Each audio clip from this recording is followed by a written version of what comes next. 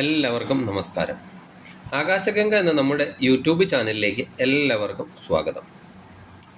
ഇന്നത്തെ വീഡിയോയിൽ വ്യാഴമാറ്റത്തിൻ്റെ ഫലങ്ങളുടെ സൂചനകളാണ് നമ്മൾ ചർച്ച ചെയ്യുന്നത്. വ്യാഴം മേടം രാശിയിൽ നിന്ന് ഇടവം രാശിയിലേക്ക് 2024 മെയ് 1 രാശി മാറുകയാണ്. 2025 മെയ് 14 വരെ ഇടവൻ രാശിയിൽ തന്നെ തുടരുന്നതുമാണ്. 12 വർഷങ്ങൾക്ക് ശേഷമാണ് വ്യാഴം ഇടവം രാശിയിലേക്ക് വരുന്നത്. ഒരു വർഷക്കാലത്തോളം വ്യാഴം ഇടവം രാശിയിൽ തന്നെ നിൽക്കുന്നതുമാണ്. ഗ്രഹഗോചരത്തിൽ ശനി കഴിഞ്ഞാൽ ഏറ്റവും അധികം സ്വാധീനം ചെലുത്തുന്ന ഗ്രഹമാണ് വ്യാഴം. വ്യാഴത്തിനെ കൊണ്ടാണ് ധനത്തെ ചിന്തിക്കുന്നത്, അതുപോലെ വിദ്യയെ ചിന്തിക്കുന്നത്, സന്താനത്തിനെ ചിന്തിക്കുന്നത്, ഈശ്വരാനുഗ്രഹത്തിനെ ചിന്തിക്കുന്നത്, അതുപോലെ ജ്ഞാനം, ഭാഗ്യം എന്നിവയൊക്കെ വ്യാഴത്തിനെ കൊണ്ടാണ് ചിന്തിക്കുന്നത്. ഇതെല്ലാം കൂടി ചേരുമ്പോഴാണ് നമ്മൾ ഈശ്വരാനുഗ്രഹമുള്ള ഒരു വ്യക്തിയായി തീരുന്നത്. ഈശ്വരാനുഗ്രഹത്തോടൊക്കെ കൂടി മുന്നോട്ട് പോകുമ്പോഴാണ് നമ്മൾ ഐശ്വര്യമൊക്കെ ഉള്ളവരായി തീരുന്നത്. ഈ വ്യാഴഗ്രഹത്തിൻ്റെ രാശിമാറ്റം മൂലം ഓരോ രാശിക്കാർക്കും ചാരവശാൽ എന്തൊക്കെ ഗുണദോഷങ്ങളാണ് ഉണ്ടാകുന്നത് എന്നതിനെപ്പറ്റിയാണ് നമ്മൾ ഈ വീഡിയോയിലൂടെ ചർച്ച ചെയ്യുന്നത്. ധനുക്കൂറുകാർക്ക് 5ാം ഭാവത്തിലിരുന്ന വ്യാഴമാണ് ഈ വർഷം 6ാം ഭാവത്തിലേക്ക് രാശി മാറി വരുന്നത്. 6ാം ഭാവം ശത്രുഭാവമാണ്, അതുപോലെ രോഗഭാവവുമാണ്. നിങ്ങളുടെ ലഗ്നാധിപനും 4ാം ഭാവാധിപനുമായ വ്യാഴമാണ് 6ലേക്ക് രാശി മാറി വരുന്നത്. 6ൽ നിന്നുകൊണ്ട് വ്യാഴം 2ലേക്കും 10ലേക്കും 12ലേക്കും ദൃഷ്ടിയും ചെയ്യുന്നുണ്ട്. രാശ്യാധിപൻ 6ൽ നിൽക്കുകയും 12ാം ഭാവത്തിലേക്ക് ദൃഷ്ടിയും ചെയ്യുന്നത് കൊണ്ട് ആരോഗ്യകാര്യത്തിലൊക്കെ അല്പം ശ്രദ്ധിക്കേണ്ടതാണ്. ഇമ്മ്യൂണിറ്റി സിസ്റ്റം സംബന്ധമായോ അതുപോലെ ഡൈജസ്റ്റീവ് സിസ്റ്റം സംബന്ധമായോ ഒക്കെ ചില പ്രശ്നങ്ങളൊക്കെ ഉണ്ടായേക്കാം. അതുപോലെ ഭക്ഷണ കാര്യത്തിലും അല്പം ശ്രദ്ധിക്കേണ്ടതാണ്. യാത്രകളൊക്കെ പോകുമ്പോൾ പുറത്തു നിന്നൊക്കെയുള്ള ഭക്ഷണം കഴിക്കുമ്പോൾ അതൊക്കെ അല്പം ശ്രദ്ധിക്കണം. അതുപോലെ മറ്റുള്ളവർ പറയുന്ന കാര്യങ്ങളൊക്കെ ശരിയാണോ തെറ്റാണോ എന്ന് ചിന്തിക്കാതെ പ്രവർത്തിക്കുന്നതൊക്കെ ചിലപ്പോൾ അബദ്ധം ഒക്കെ ആയി തീർന്നേക്കാം. അതുപോലെ വ്യാഴത്തിൻ്റെ 6ലെ സ്ഥിതി കോമ്പറ്റീഷൻ മത്സരങ്ങളിലൊക്കെ പങ്കെടുക്കുന്നവർക്ക് അനുകൂല സ്ഥിതിയൊക്കെ ഉണ്ടാക്കുന്നതാണ്.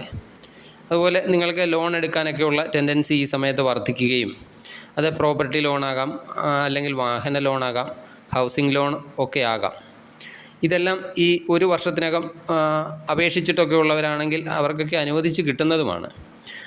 വ്യാഴം നിങ്ങളുടെ 6ാം ഭാവത്തിൽ നിന്ന് 10ാം ഭാവത്തിലേക്കൊക്കെ നോക്കുന്നത് ജോലിയിലൊക്കെ ഉയർച്ച, അതുപോലെ അനുകൂലമായ മാറ്റങ്ങൾ ഒക്കെ ഉണ്ടാക്കുന്നതാണ്. ജോലിയൊക്കെ ഇല്ലാതെ ഇരുന്നവർക്കും പ്രതീക്ഷയൊക്കെ നൽകുന്നതാണ് വ്യാഴത്തിൻ്റെ ഈ രാശിമാറ്റം. അതുപോലെ ജോലിയിൽ ടെൻഷന്, ജോലി സംബന്ധമായ എന്തെങ്കിലുമൊക്കെ ബുദ്ധിമുട്ടുകൾ ഒക്കെ ഉള്ളവരാണെങ്കിൽ അതെല്ലാം വ്യാഴത്തിൻ്റെ ഈ രാശിമാറ്റമൊക്കെ കൊണ്ട് മാറി വരുന്നതാണ്. വ്യാഴം 12ാം ഭാവത്തിലും ദൃഷ്ടി ചെയ്യുന്നുണ്ട്. ഇത് നിങ്ങൾക്ക് അപ്രതീക്ഷിതമായ ചില ചിലവുകളൊക്കെ ഉണ്ടാക്കി വെക്കുന്നതാണ്. അതുപോലെ നിങ്ങൾക്ക് എന്തെങ്കിലും തരത്തിലുള്ള വിദേശ ബന്ധങ്ങളൊക്കെ ഉണ്ടാകാൻ സാധ്യതയും ഈ സമയത്ത് കാണുന്നുണ്ട്. അതുപോലെ വിദേശത്തൊക്കെ പോകാൻ ശ്രമിക്കുന്നവരാണെങ്കിൽ അവർക്ക് അനുകൂലമായ സമയമാണ്. അതുപോലെ വിദേശ കമ്പനികളിലൊക്കെ ജോലി ചെയ്യുന്നവർക്ക്, വിദേശത്ത് ജോലി ചെയ്യുന്നവർക്ക് ഒക്കെ അനുകൂലമായ സമയമാണ് വ്യാഴത്തിൻ്റെ ഈ രാശിമാറ്റം. വ്യാഴം നിങ്ങളുടെ 2ാം ഭാവത്തിലേക്കും ദൃഷ്ടി ചെയ്യുന്നുണ്ട്. 2ാം ഭാവം സന്താന കാരകൻ, കുടുംബകാരകൻ ഒക്കെയാണ്. ഈ 2ാം ഭാവത്തിലേക്ക് നോക്കുന്നത് വളരെ കാലമായിട്ട് കുട്ടികളൊക്കെ ഇല്ലായിരുന്നവർക്കൊക്കെ വളരെയധികം ഗുണകരമാണ്. 6ൽ നിന്നുകൊണ്ടാണ് വ്യാഴം 2ലും 12ലും ഒക്കെ ദൃഷ്ടി ചെയ്യുന്നത്. ഇത് കുടുംബത്തിലെ ആർക്കെങ്കിലുമൊക്കെ ആശുപത്രിവാസമോ അല്ലെങ്കിൽ ചെക്കപ്പിനാണെങ്കിലും ആശുപത്രിയിലൊക്കെ പോകേണ്ടതായ അവസ്ഥ ഉണ്ടാക്കിയേക്കാം. അതുപോലെ നിങ്ങൾ 2ാം ഭാവത്തിലേക്കൊക്കെ ദൃഷ്ടി ചെയ്യുന്നത് നിങ്ങളുടെ വാക്കുകൾ മറ്റുള്ളവർക്കൊക്കെ ഇഷ്ടം പിടിച്ചു പറ്റാൻ കഴിയുന്ന രീതിയിലൊക്കെ സംസാരിക്കാൻ സാധിക്കുന്നതാണ്. ധനസ്ഥാനം കൂടിയാണ് 2ാം ഭാവം. ഇത് ധനപരമായി അല്പം പുരോഗമനം ഒക്കെ ഉണ്ടാക്കുന്നതാണ്. എന്നാൽ 12ലേക്കുള്ള ദൃഷ്ടി ഉള്ളത് കൊണ്ട് ചിലവുകളും ഈ സമയത്ത് അധികരിക്കുന്നതാണ്.